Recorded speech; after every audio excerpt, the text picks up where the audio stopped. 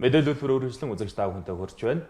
Сүүлийн жилүүдэд морин уралдаан уламжлалт гэдэг утга алдан өнгө мөнгөтэй хэдхэн хүний зугаа болсны нэгэн жишээ нь өвлийн уралдаан болоод байгаа юм а.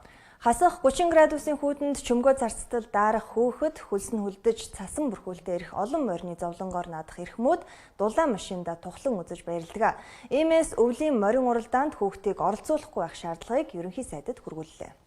Улсын хурлын хүний эрхийн дэд хороо 2016 оны 2 дугаар сарын 18-ны өдөр хүний эрхийн үндэсний комисс, хууль зүйн яам, гадаад хэргийн яам, улсын ерөнхий прокурорын газар болон иргэний нийгмийн байгууллагуудын төлөөлөл оролцуулсан хүний эрхийн үндэсний институтын төлөвшил сэдвт өргөтгсөн хэлэлцүүлгийг зохион байгуулсан. Энэ хэлэлцүүлгээр хөдөлмөрийн сайд өвлийн морин уралдаанд хүүхдийг оролцуулахгүй байх тухай 2016 оны 2 сарын 8-ны өдрийн тушаал гаргасан боловч Дүнжин гаруй хаврын морин уралдааныг 2016 оны 2 дугаар сарын 28-ны өдөр явуулж цаашид хангаан мөсөн морин уралдааныг 3 дугаар сард зохион байгуулахаар төлөвлөд байгаа талаар иргэний нийгмийн байгууллагуудаас шүүмжил бүхий асуудал дэвшүүлсэн юм а.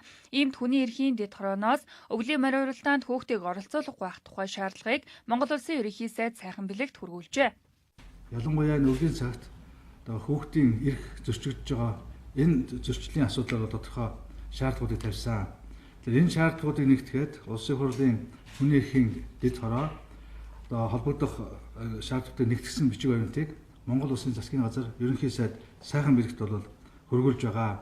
Ингээд энэхүү бичгийн гол агуулгын хувьд хөдөлмөрийн сайдын 2016 оны 2 дугаар сарын 8-ны өдрийн гарсан тушаалын дагуу өвлийн цагт хүүхдийг морин уралдаанд оролцуулахгүй, хүүхдийн эрүүл мэнд, амь насыг хамгаалах энэ зөв зүйтэй гарсан шийдвэр шаардлагыг хэрэгжүүлэх асуудлыг бол бид хөндөд тавьж байгаа. Хөдөлмөрийн яам бас энэ асуудлыг авч хэлэлцэж зөх шийдвэрээ гаргасан байгаа. Шийдвэр гаргахад олон улсын хөдөлмөрийн байгууллагаас Монгол улсад улсын хөдөлмөрийн яам Монгол улсын засгийн газарт байнга Монгол улс өөрийн хүлээсэн үүргээ биелүүлэхгүй барилгын салбарт хүүхдүүд ажиллуулж байна.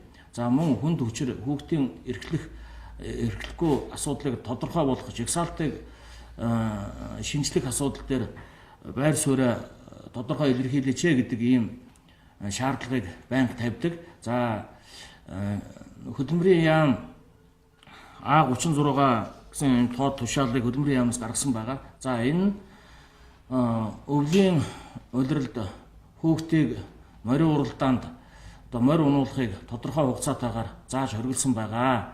За үүнийг бид цаашид хэрэгжүүлээд ажиллах ёстой гэдгийг бас хэлье.